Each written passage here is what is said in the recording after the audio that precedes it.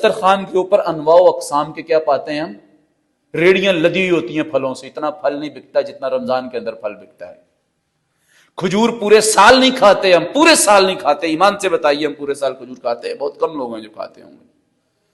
لیکن رمضان کے اندر ہر ایک دسترخوان، غریب ہے، خانچہ فروش ہے، ریڑی بان ہے، پلے دار ہے، مزدور ہے، مستری ہے، موچی ہے، جس کو روٹی بھی میسر نہیں آتی، وہ اس کو بھی اللہ تبارک و تعالیٰ کیا دیتا ہے رمضان کے اندر؟ پھل، فروٹ، مشروبات، انواع اقسام کے مشروبات ہوتے ہیں.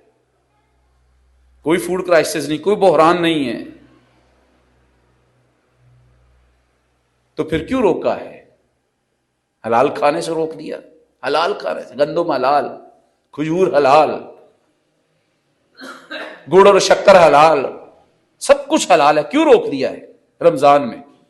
اور پھر پوری امت کو روکا ہے. ایک ہی دفعہ اجتماعی ماحول بنایا ہے.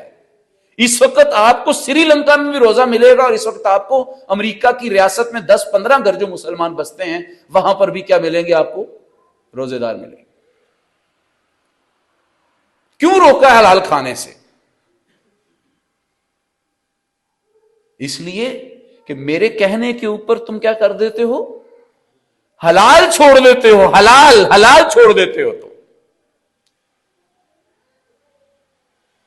مجھ خدا کے کہنے کے اوپر تم حلال گندم چھوڑ دیتے ہو، اپنی ضرورت کے باوجود چھوڑ دیتے ہو. تم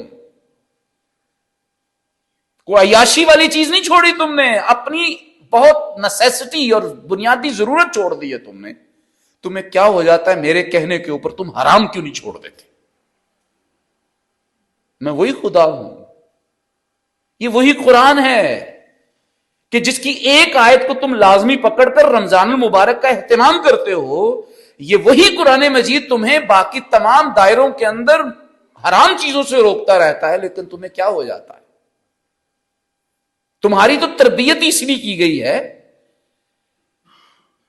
کہ کل کلا اگر میرے حکم پر چلتے ہوئے تمہیں حلال کی بھی قربانی دینی پڑ جائے اور تمہیں بھوکا اور پیاسا رہنا پڑ جائے تو تم میری امت ہو، تم میرے ماننے والے ہو.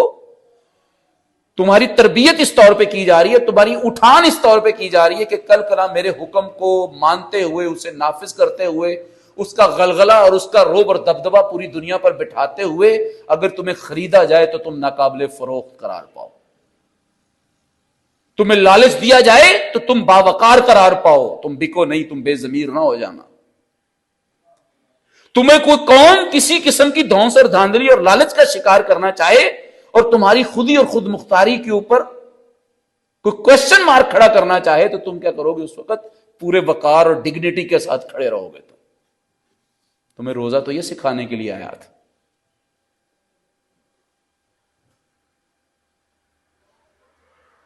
شہر رمضان الذی انزل فیہ القرآن، رمضان کا مہینہ وہ ہے جس میں اللہ نے کیا نازل کیا ہے؟ قرآن. لیکن قرآن کیا ہے؟ ھدی للناس. چھوٹے سے چھوٹے پہلو کو بھی اس نے کیا نہیں چھوڑا؟ ان اٹینڈنٹ نہیں چھوڑا. اس نے اس کے بارے میں رہنمائی کی ہے اور تمام انسانوں کی کی ہے اس نے. وَبَيِّنَاتٍ مِّنَ الْهُدَىٰ، لیکن زندگی کے بڑے بڑے معاملات کے بارے میں اس نے واضح دو ٹوک بڑی کھول کے، بینات کھول کے وضاحت پیش کیا. اس نے بتایا ہے قد احل اللہ البیع وحرم الربا. اس نے بتایا ہے ان الذین یأکلون الربا، بے شک جو لوگ سود خوری کرتے ہیں میرے سمجھانے کے باوجود، وہ اللہ اور اس کے رسول کے خلاف خود اعلان جنگ کرتے ہیں. ہوں پھر تو پڑھتا پیا، میں تو نہیں پڑھتا پیا. ویخ لے پھر تین میں بار بار سمجھا ہٹیا، ہوں تو پڑھتا پیا، زیادتی کر رہا. تو ہوں لڑنا چاہنا ہے نا. پھر اللہ بھی کہہ رہا بار بار میں نے تمہیں سمجھایا ہے سود کے بارے میں کتنی خطرناک چیز ہے، اس کے باوجود بھی اگر تم باز نہیں آؤ گے تو سن لو پھر تم خود لڑائی کر رہے ہو میرے ساتھ.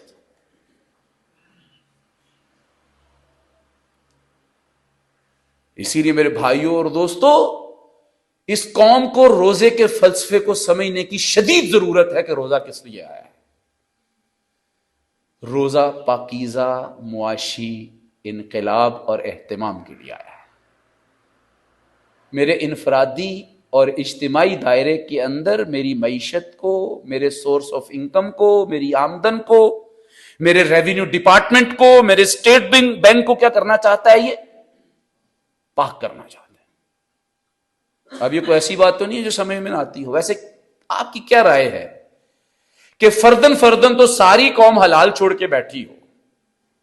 آپ کہیں گے جی تو سیاسی بات کر رہا ہوں۔ جی بالکل میں سیاسی بات کر رہا ہوں، آپ کو مزاج بنانے پڑیں گے سیاسی، یہ قرآن کی ضد ہے۔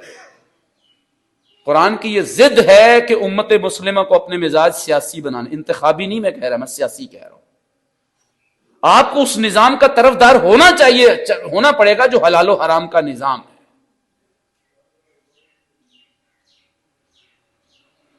کیا رائے ہے ویسے اس قوم کی اور اس امت کی جس کا فرد رمضان کے مہینے میں سحر سے افطار تک فاقہ کشی اور فاقہ مستی کرتا ہو،